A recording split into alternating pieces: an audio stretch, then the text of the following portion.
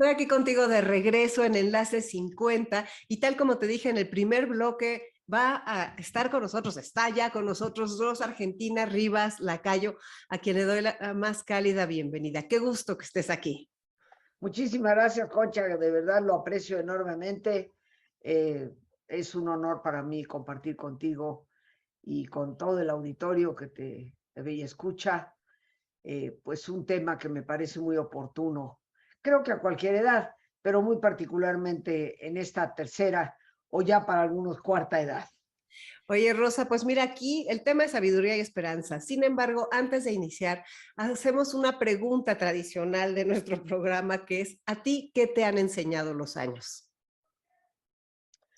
Pues mira, los años me han enseñado que la vida pasa rápido, que nos mortificamos por muchas cosas que a la larga, como vienen, se van y que no deberían de tener tanto peso para nuestra vida, que ciertamente caemos muchas veces en angustia, casi desesperación, por situaciones de vida que son parte de la vida misma, ¿no? Yo creo que eso es algo que la edad ciertamente te da, una visión más panorámica o tal vez un poco más profunda de las experiencias, de no sentirte ahogado tan fácilmente en medio vaso de agua, ni siquiera en uno entero, ¿no? Entonces, los años me han dado mucha gratitud por la vida, pero sobre todo una visión distinta. Eso sí creo que es un don que la vida, que Dios me ha dado por los años vividos, de ver las cosas desde otra perspectiva, de, como decía hace unos momentos, no dejarme atribular tan fácilmente, de vivir, por lo tanto, con mayor paz en mi interior.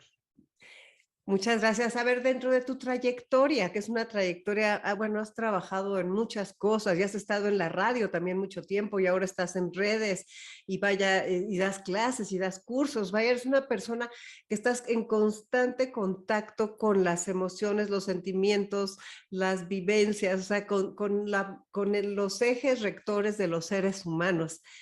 ¿Qué es el tema que más te ha apasionado? Mira, Concha, a lo largo de mi vida me han apasionado muchos temas. He estudiado muchas cosas, de hecho sigo estudiando, yo siempre trato de seguir aprendiendo.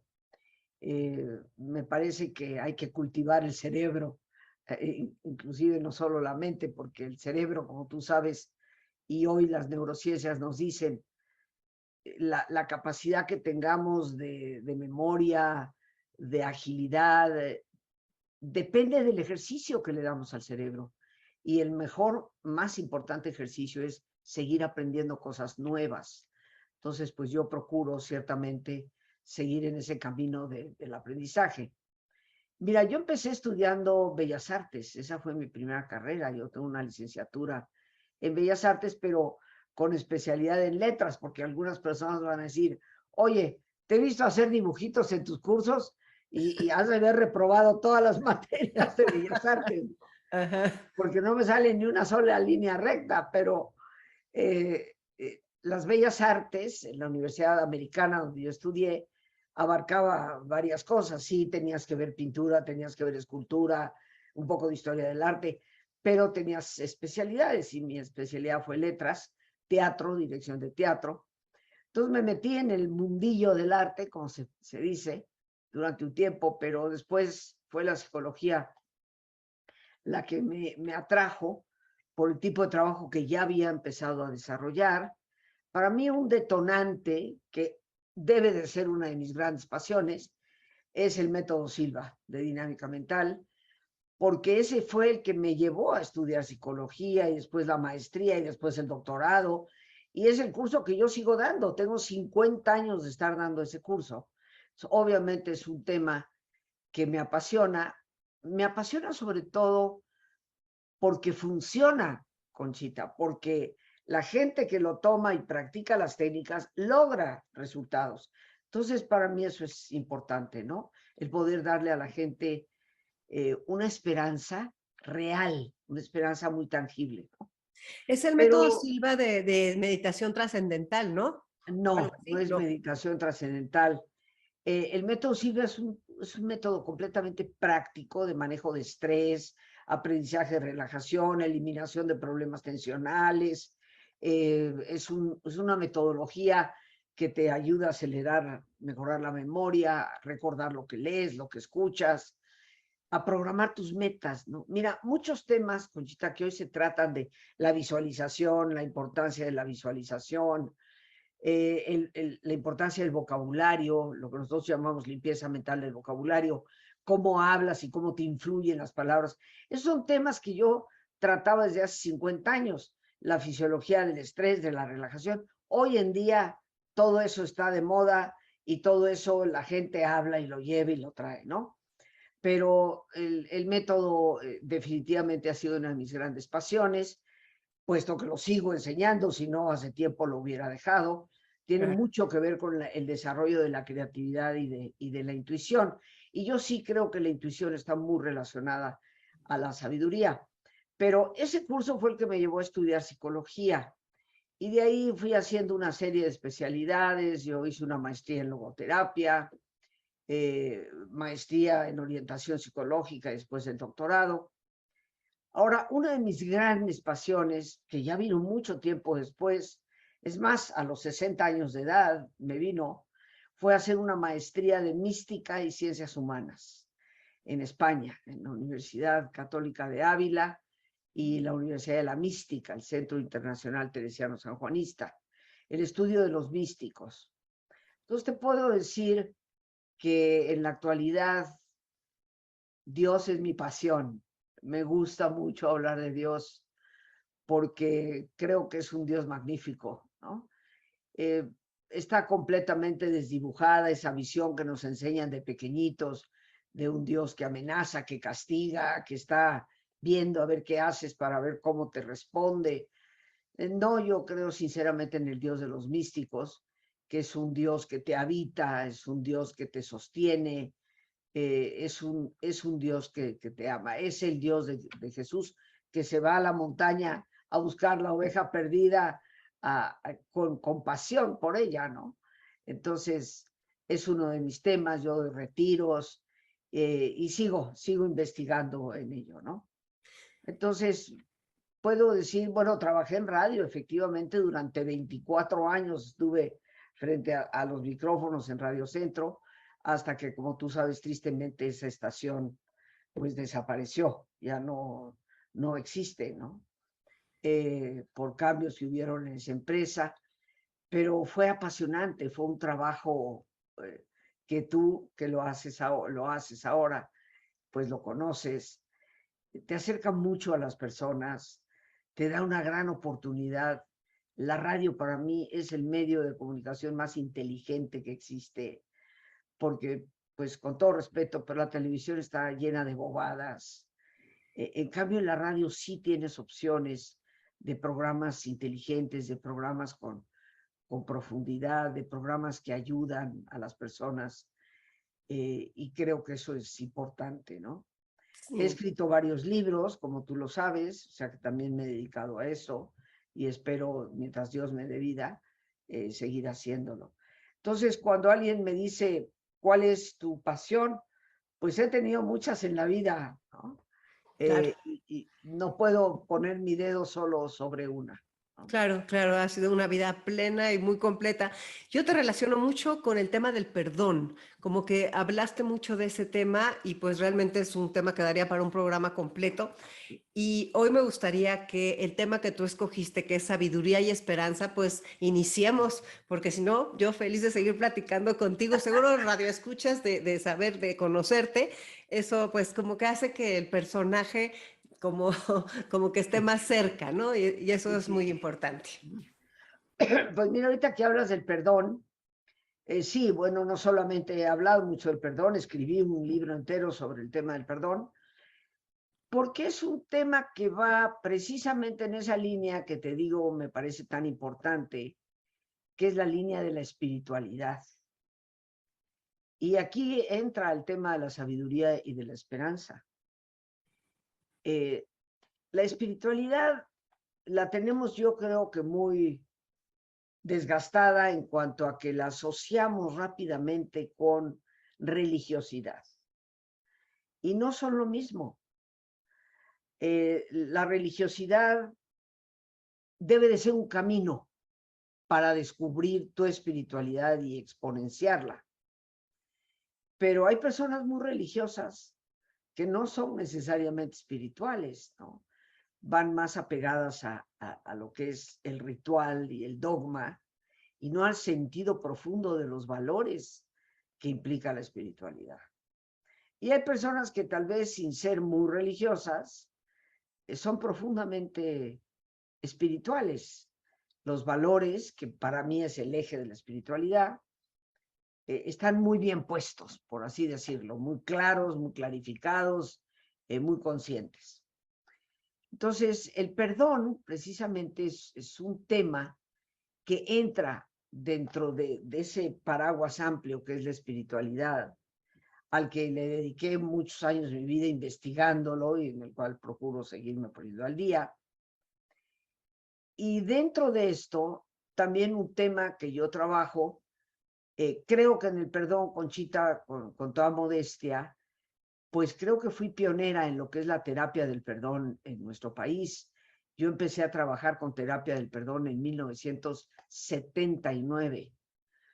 El concepto de terapia del perdón aparece en los Estados Unidos en los 90s, o sea, 20 años después prácticamente. Y desde ese entonces ya trabajaba yo con pacientes de cáncer, porque tengo una especialidad en psico-oncología, y ahí fue donde fui descubriendo que el perdón era muy importante para la salud, y por eso siempre ha sido un tema que manejo. Pero también en la época de los 90s tuve contacto con una psiquiatra y platicábamos sobre el tema resiliencia. Casi nadie lo conocía, Conchita, una palabra rara. Entonces, a principios de los 90s, yo me metí a investigar, estuve leyendo, investigando, viendo lo que se estaba sacando en psiquiatría sobre el tema, y me apasionó particularmente porque la resiliencia tiene que ver con la fortaleza, que es una virtud. Y me pareció curioso, ¿no? Que estuviéramos usando una palabra muy moderna, porque es una palabra que se inventó en el siglo XIX, para representar una virtud tan antigua, tan llevada y traída como es la fortaleza. Y me metí a investigar resiliencia. Quiero decirte que cuando hice mi primer libro editado en España, en Editorial Urano, que se llama Saber Crecer, Resiliencia y Espiritualidad, el editor me dice, le vamos a cambiar el título. Le dije, no. Le dije, yo los títulos de mis libros los pongo yo, y no le van a cambiar el título. Dijo, es que la palabra resiliencia no la entiende nadie. Le dije, usted no se preocupe, que en menos de lo que usted se imagina, esa palabra la va a conocer todo el mundo. Y creo que teníamos razón, ¿verdad, Conchita? Hoy en día, Claro. hasta los niños hablan de, es que tienes que ser más resiliente. Ya se popularizó. Pero, ¿por qué te estoy hablando de estas cosas cuando el tema es sabiduría y esperanza? Porque estas son características de la sabiduría. Claro. La sabiduría no es un concepto vago, etéreo, algo, una nube que de repente te ilumina. La palabra sabiduría implica un conocimiento profundo. Si vemos la etimología de la palabra, quiere decir profundo conocimiento. Eso es lo que quiere decir sabiduría. Tendríamos que meternos a ver qué es lo que quiere decir profundo conocimiento. Pero el hecho es que la palabra sabiduría está fundamentalmente asociada con una visión profunda de las cosas. Es algo que va más allá de la mirada superficial. Y creo que esto es algo que se adquiere precisamente con la edad. Hace aproximadamente unos 23, 24 años, yo aquí no voy a estar haciendo que ustedes hagan cálculos, yo tengo 73 años de edad. Muy bien. Y hace como 23, 24 años, estaba yo en una reunión de amigas, estábamos cumpliendo los 50 años, 49, 50 por ahí, ¿no? Y en una reunión de amigas, éramos 6, 8 personas nada más, en una comida, alguien dijo, hijo, esto de la edad, qué terrible. Y yo dije, ¿y por qué? ¿Por qué va a ser terrible? Y dijeron, no, es que el problema, la salud se te va deteriorando, ya no tienes la misma energía, ya no tienes la misma fuerza, ya. Y luego peor si se te va la cabeza, ¿no? Y yo dije, pues yo en lo personal no me preocupa tanto. Yo realmente creo que la edad es algo maravilloso. Y me dijeron, bueno, pero imagínate una persona que por angas o mangas termina en una silla de ruedas, con dependencia de algo, ¿no? Y, y yo honestamente dije, lo sigo creyendo y lo vivo, no solamente lo creo, lo vivo. Les dije a mis amigas, les dije, mira, yo no creo que Dios jamás permita en mi vida algo que yo no pueda sobrellevar. Punto 1. Y punto 2, aquello que se permita en mi vida es porque lo necesito para aprender. Y, y si necesito estar en una silla de ruedas y necesito que alguien me cuide, pues, pues ni modo, tendré que pedir ayuda, ¿verdad? Esto fue hace 23, 24 años. Este miedo que algunas personas le tienen a la edad, a mí francamente me parece absurdo. Indiscutiblemente, Conchita, que el cuerpo ya no es el mismo. Ya no tienes tanto equilibrio, por ejemplo. Sentido del equilibrio, ya no puedes caminar con la misma rapidez porque te falla ya un poquito el equilibrio. Esto es un hecho, ¿no? Cualquier médico te lo puede decir. Claro. Hay ciertas cosas que le dan ahora la cabeza, yo creo que no necesariamente pierdes memoria y pierdes esto. Siento y creo firmemente que mucho del deterioro cerebral viene de que no le damos suficiente ejercicio a la cabeza, ¿no? Pero bueno, yo creo que no hay que tenerle miedo a la edad, porque la edad mayor es la edad de la sabiduría. Es cuando conoces las cosas más profundamente. Yo creo que todas las personas que te ven y escuchan, muchas que son tal vez de mi edad, seguramente más jóvenes que yo, pero cercanas a mi edad, pueden atestiguar cómo a veces vemos las tribulaciones de una joven mujer de 25, 30 años, ay, que siente que el mundo se le acaba, y tú lo ves y dices, no pasa nada, no pasa nada, Sí, poco a tranquila. poco. ¿No? Entonces, yo creo que eso es conocimiento en profundidad. Yo creo que ya ves más allá de lo que está pasando de inmediato y tienes una visión en perspectiva de las cosas. Yo creo que la sabiduría está íntimamente ligada a la intuición, que es la capacidad de ver más allá en el presente. Porque fíjate, Conchita, que hay muchas personas que piensan que la intuición es una facultad que te permite conocer el futuro. Y no, la intuición no tiene nada que ver con el futuro. La intuición, como lo decía más o menos Carl Jung, este gran psicoanalista, la intuición es la capacidad de percibir la realidad del momento presente que está oculta a los sentidos físicos. Nunca había oído esa definición, qué barbaridad. Entonces tiene que ver con el momento presente. Es cuando dices, esta persona sí me da confianza o no me da confianza, o Exactamente. tomo esta decisión o no, porque... Exacto, exacto. Y por ejemplo, la gente asocia mucho la intuición con gente que ha tenido visión de negocios. ¿Ah? Entonces, yo recuerdo una persona que nos llevó, yo era pequeñita, y era un compadre de mi papá, y nos llevó a pasear un domingo, él, su esposa, mis papás, mis hermanos y yo, en la camioneta del señor, y fuimos a una zona de aquí de la ciudad que se llama Tecamachalco. Pero déjame decirte que en Tecamachalco no había nada más que la glorieta de entrada. Ajá. Dos, tres casitas por ahí. Y mi papá le dice a este señor, oye, compadre, dice, ¿y para qué nos traes aquí casi en despoblado, no? Y le dice, mira, compadre, esto aquí hay que invertir, compadre, porque aquí usted va a ver, Va a crecer. va a crecer, ¿no? Entonces la gente piensa, bueno, y efectivamente creció. Mi papá nunca se quiso meter a invertir ahí, pero de todas maneras, tal vez no había el recurso en ese momento para hacer esas inversiones. Pero el hecho es que, bueno, todo el mundo sabe lo que pasó con Tecamachalco, se convirtió en otra pequeña ciudad. Ahora, ¿qué pasó? ¿Ese hombre vio el futuro? No.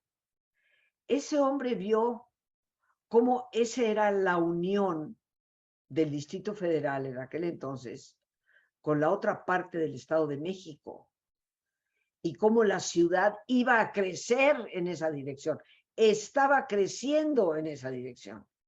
Y tenía pues la avenida Conscripto, ¿no? Que ya estaba abierta, porque estaba ahí, me acuerdo, un restaurante que se llamaba El Caballo Bayo, Famosísimo. sí, ahí en Conscripto. Entonces, ya estaba esa vía paralela y estaba Palmas Reforma, ¿no? Así, estoy Sí, calculando con las manos, ¿no? sí, entonces Y, este hombre lo vio. y él decía, esto se va a tener que unir a esto. Y lo que estaba en medio, Camachalco. Sí, Entonces, estaba viendo el potencial de las cosas que no está a simple vista, ¿no?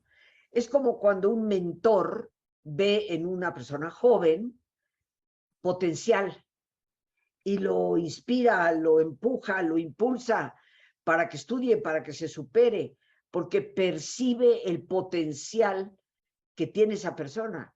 El potencial no es algo a futuro, el potencial es ya algo en la persona desde el presente, ¿no? Entonces, la intuición es eso, y creo que está sumamente ligada a la sabiduría. Yo siempre he dicho, el conocimiento nos informa, la sabiduría nos transforma.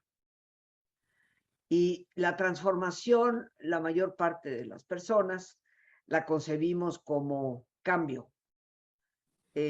Transformar la persona es cambiarla.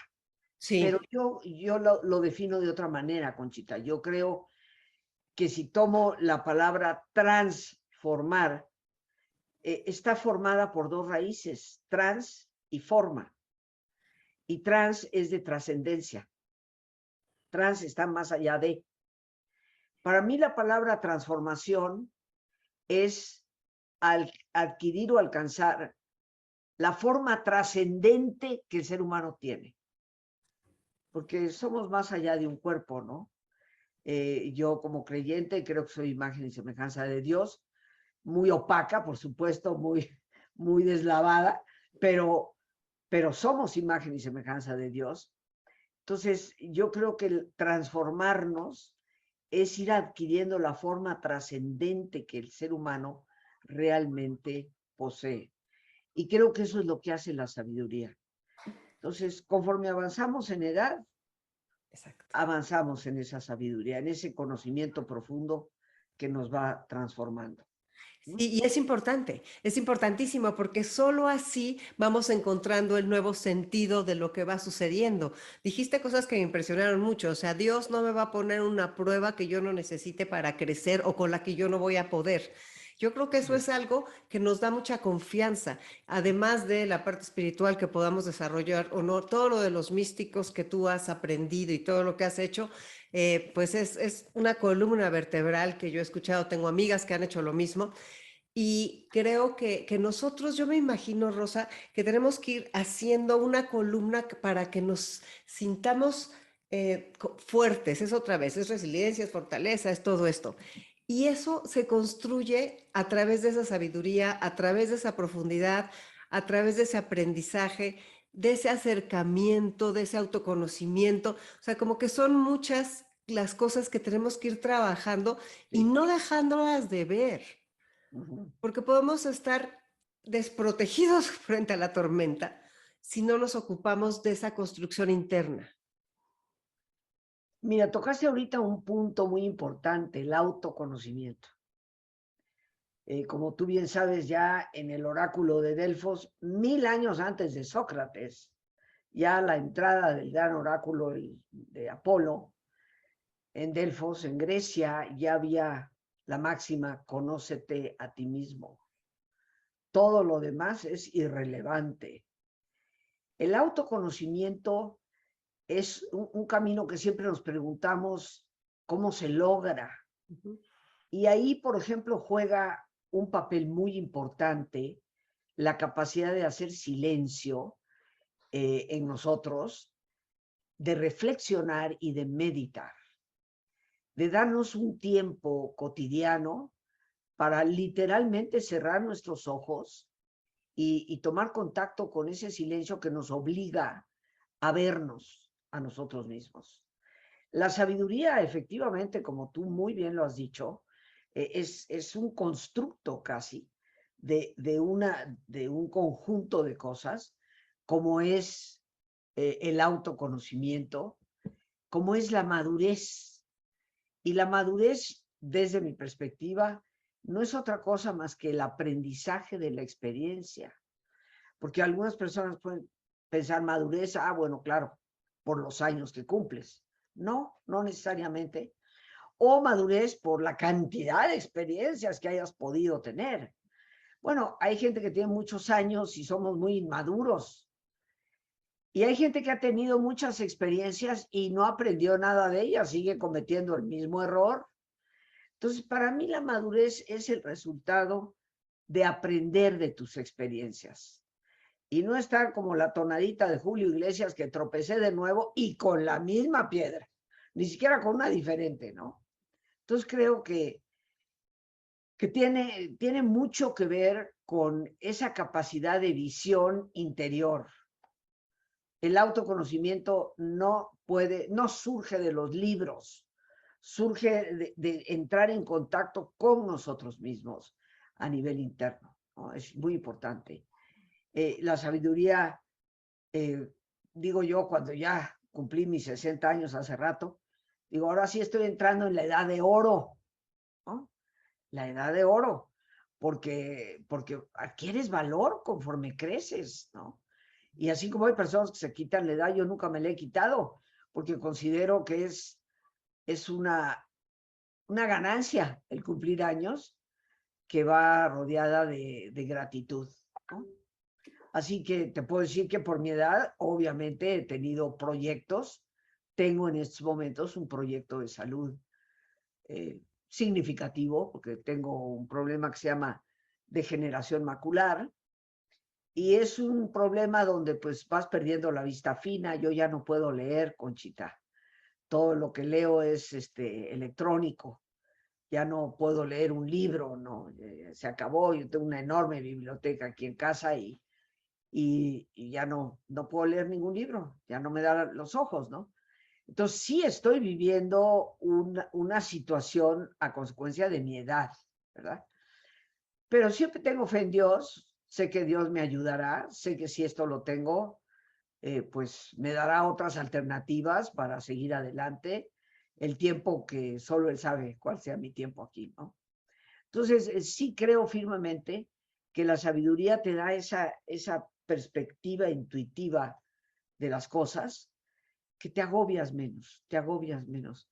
Recuerdo que cuando cumplí 60 años, precisamente, compartí con mis amistades un escritito que se llama El sombrero rojo, ¿no? Y entonces habla de la niña que quiere ser princesita a los 5 años, que se ve en el espejo a los 15, que si el granito, que si no me quedó, y luego pues a los 20 que estás con, si me quedó bien el maquillaje, porque el novio, y te ves a los 30 años y en el espejo y ya dices, bueno, no tengo tanto tiempo para arreglarme porque el trabajo me reclama, tengo que ir y venir. Pero llega el momento en que cumple 60 años y dice, te miras en el espejo y lo único que haces es ponerte el sombrero rojo y sales a pasear, ¿no? Claro, Entonces, claro. yo creo que vamos adquiriendo una despreocupación de muchas cosas, ¿no? Eso es en cuanto a la sabiduría que te da la edad. El otro punto, si te parece, Conchita, al Sí, menos que me quieras preguntar algo. no, sí, sí, es lo de la esperanza, o sea, La es la parte esperanza. de la esperanza que me parece interesantísimo tocarlo, porque originalmente, o sea, yo, bueno, otra de las pláticas que te he oído y que tengo mucho interés en hablar, es a veces un poco esa de la tristeza que a veces nos desanima, esa tristeza tristeza, depresión, tristeza, melancolía, tristeza, que de repente puede llegar con los años. Y entonces creo que la esperanza es como un escudo o algo siempre y cuando sepamos por dónde encontrarla con bases firmes, no nada más diciendo que el último que muere es la esperanza y todas esas cosas, pues que ojalá y sí, pero cómo construirla, trabajarla, buscarla. Mira, yo creo que construir esperanza, eh, nosotros en un solo verbo ponemos dos conceptos. En italiano hay dos verbos, speta, espera, y tienen un sentido un poco diferente. Si yo te digo yo te espeto, quiere decir te espero en términos de tiempo. Sí, O sea, voy a esperar de acuerdo a un tiempo, ¿no? Tiene que ver con eso. Pero si digo yo espero, eso abre la puerta a una visión de lo que es para nosotros en español la esperanza. En la palabra esperanza en español están los dos sentidos. claro, no me Yo le había caído el digo, 20. exacto, yo le digo a Conchita, yo te espero. Y puede ser que yo te espero para que vengas a las 5 de la tarde, ¿verdad? Exacto. O yo espero, ¿no? Que vengas. Ya estoy denotando una esperanza, ¿no? Un deseo. Un deseo, prácticamente. Nosotros tenemos en nuestra palabra esperanza los dos sentidos en nuestro idioma, ¿no? Y yo creo que una de las maneras más, no sé si inteligentes, pero tal vez más directas de poder entender a la esperanza es reconociéndola en la realidad de lo que significa. Para muchas personas, la esperanza es tan ambigua, es como la nube en el aire que esperamos ver pasar. Es como el castillo en las nubes que podemos llegar a construir. Pero cuando aterrizamos un poco la palabra y nos damos cuenta que la esperanza es de todas las virtudes la más realista, y alguien dirá, ¿cómo? No, al contrario, la esperanza es de ilusos. Solo los ilusos, tontitos, tienen esperanza, porque no saben la realidad de las cosas. Pero no, la esperanza es la más realista de las virtudes, porque es la que te permite transitar por el dolor con una fortaleza que te recuerda que siempre hay futuro. La esperanza es una fortaleza interna y, queridos amigos, no importa cuán grande sea el problema, ese problema que tenemos también pasará. Y la esperanza es la que nos recuerda esa realidad. Yo suelo poner, Conchita, un ejemplo que me parece bastante claro, tú me dirás, tal vez no lo es. La esperanza es la virtud que te recuerda que detrás de un vidrio enlodado, empañado, sucio, detrás de ese vidrio sigue habiendo horizontes. Uy, creo que nos deja clarísimo y creo que ya de hoy en adelante así me lo voy a imaginar. Entonces, nosotros nos agobiamos y decimos, no, no se va a poder. No se va a poder, es como cuando estamos por perder un ser querido y no, es que si se va, si se muere, yo no voy a poder seguir viviendo. Eso es ver la ventana, el vidrio completamente empañado, sin perspectiva de nada hacia adelante, pero la realidad, queridos amigos, es que los seres, aún los más queridos, se mueren y nosotros seguimos viviendo. Y nosotros reiniciamos un camino. El único que no lo reinicia es el necio, el que quiere quedarse instalado en la autocompasión, en el pobre de mí. Mira cómo he sufrido, mira, se me fue mi ser querido y yo me siento terriblemente mal, no tengo fuerza para nada. Pero eso es más que todo autocompasión.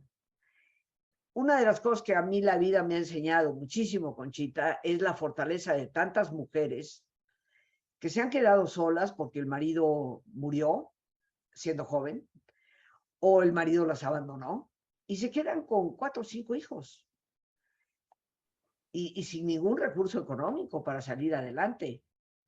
Esas mujeres, Conchita, no tienen tiempo para deprimirse. Eso, y he conocido varias, ¿ok?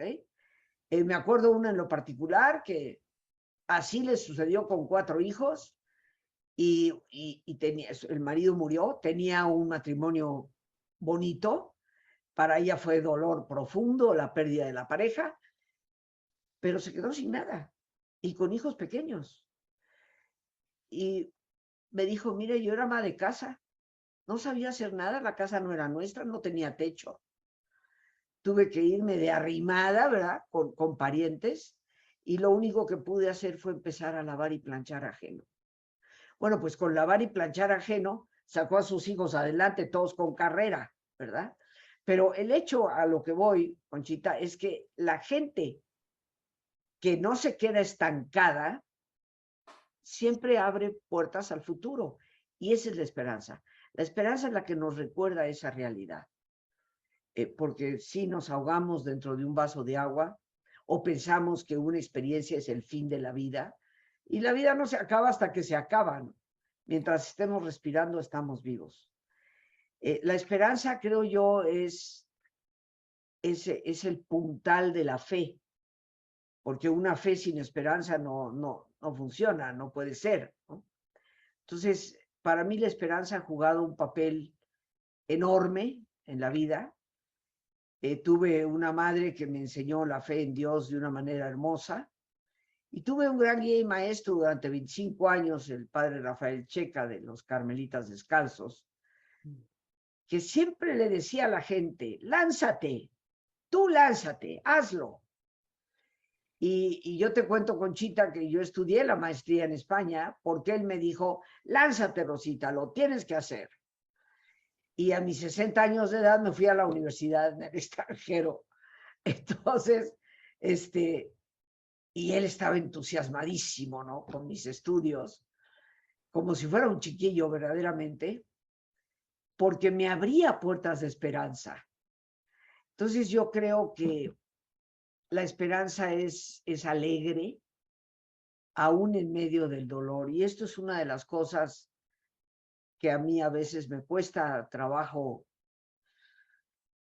transmitirlo, el que puede haber alegría en medio del dolor. No euforia, no esa felicidad de, ay, qué bonito, no. Paz interior con alegría llena de esperanza, precisamente, ¿no? Y yo creo que la esperanza, si realmente la tenemos, nos infunde esa capacidad de ver más allá del vidrio sucio, saber que sigue habiendo posibilidades y la esperanza nos acompaña en los momentos difíciles para descubrir la fortaleza interior que nos ayude a ir más allá del vidrio. A mí lo que me llama la atención, entiendo muy bien todo esto que es la esperanza y tal vez algunas de las personas que nos están escuchando dicen, pero yo no la encuentro, Rosa, yo no la encuentro. ¿Qué tiene que ver un poco con ese silencio, con ese mirar hacia adentro? Tiene que ver cómo aprender, porque el otro día yo estaba leyendo que la alegría es una consecuencia y es una elección, no es una cosa natural. O sea, realmente es algo que nosotros decidimos ser y tener e incorporar en nuestras vidas. Yo creo que la esperanza también podemos decidir. El chiste a veces es saber cómo, por dónde. Bueno, aquí me abres muchos panoramas. Recuérdame que regrese a lo de la alegría, pero vamos a la esperanza. Ok. Yo creo que la esperanza, una manera formidable de construirla, es el servicio. Cuando Muy bien. nosotros optamos por servir a los demás, Sí. por encontrar siempre un quehacer a través del cual estamos dando algo de nosotros hacia los demás y servimos, ahí vamos a encontrar siempre esperanza. Y si una persona dice, es que yo ya perdí toda esperanza, yo le diría, busca a alguien a quien ayudar. Y en el momento en que tú empiezas a ayudar a alguien, vas a tener que encontrar un recurso interno para tener la confianza de poder ayudar efectivamente y servir al otro, y eso genera esperanza en la persona. Yo creo que tú tocaste ahorita un punto que es el silencio. Sí, creo que necesitamos de la meditación, la oración, de acuerdo a la creencia de cada persona, a la tradición particular de cada persona, pero necesitamos ciertamente darnos un tiempo al día para nosotros mismos de interioridad, de verdadera interioridad. Pero aparte de eso, necesitamos tener un para qué vivir, y siempre va a haber un para qué, siempre, porque siempre hay gente a nuestro alrededor a quien podemos ayudar a sostener, no sostenerles, porque cada persona tiene que sostenerse por sí misma, pero sí apuntalar para ese sostén y que eventualmente caminen con pasos propios, ¿no? Entonces yo creo que el camino, la ruta de servicio es muy importante, muy, muy importante para construir la esperanza, ¿no?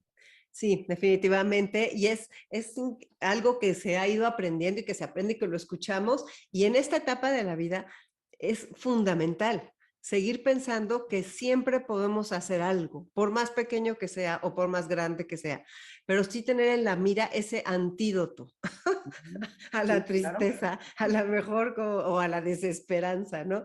claro. Mira, hay un libro que yo les quiero recomendar, se llama, tal vez tú lo has leído, se llama Martes con mi viejo profesor. Sí. Es de Mitch Albom, que fue un comentarista de deportes en los Estados Unidos. Es una historia real. Y este maestro, que fue su maestro en la universidad, que se lo encuentra por, digamos, una casualidad, en cuanto a que lo va a buscar sin saber cuál es la condición en que se encuentra el maestro. Es una persona con una enfermedad que se llama esclerosis lateral amiotrófica, que es una enfermedad devastadora del sistema nervioso, que va paralizando a la persona y eventualmente paraliza los órganos y la persona se muere. Hasta la fecha no hay cura para esto. Y él pues llega a visitarlo y de repente encuentra a este hombre que está ya inmovilizado, pero que conversa con él con una sabiduría impresionante. Y este hombre se propone a ir todos los martes a visitarlo y se convierte en el maestro más importante de su vida. Entonces, para mí ese libro fue muy revelador, lo leí hace 20 y tantos años, y dije, bueno, he aquí un hombre que no se puede ni mover, y sin embargo su espíritu, su ánimo, su sabiduría y su esperanza se transmite a los demás, sigue teniendo un para qué vivir, aún postrado, ¿no? Yo creo que de eso tenemos mucho, mucho que aprender. Y respecto a la alegría, antes de que el tiempo se nos termine, Conchita, yo te voy a decir cuál es la más bella definición que yo he encontrado sobre la alegría, y la dio un gran filósofo, teólogo del siglo XX, que se llamó Pierre Teilhard Chardin, que también fue científico, paleontólogo, descubridor del hombre de Pekín en la antropología, y él dio esta definición: la alegría es la señal infalible de la presencia de Dios.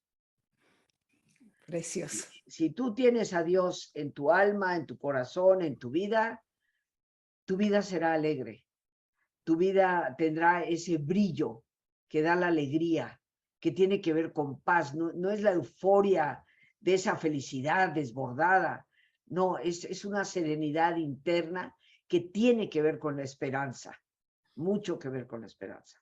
Pero fíjate qué bonito se junta todo, ¿no? Fue la unión de la sabiduría con la esperanza, con la intuición, con la alegría, con el perdón, con el sentido, con el ayudar, con el transformarnos. O sea, realmente creo que quedó una conversación muy completa y pues sí, como tú sabes, el tiempo vuela. Necesito nada más un mensaje para las personas que nos están escuchando de despedida y todo mi agradecimiento para ti, Rosa. Qué alegría. No, no, no, Conchita, muchísimas gracias por esta oportunidad de comunicarme con tu auditorio. Yo les abrazo con especial cariño. Les invito a recorrer el viaje más importante de la vida, que es el viaje hacia adentro. Es dentro de tu interior que vas a descubrir quién eres y vas a descubrir al que te habita, en ese misterio de que Dios, a la vez que está en nosotros, nos sostiene. Y con eso, toda esperanza es posible. Pues muchas gracias por tu tiempo, por tu cariño y pues quedamos para otra ocasión en la que podamos seguir platicando de uno de tus muchísimos temas. Muchas, muchas gracias, Conchita. Un abrazo para todos. Un abrazo para todos. Soy Concha León Portilla, quédate en Enlace 50.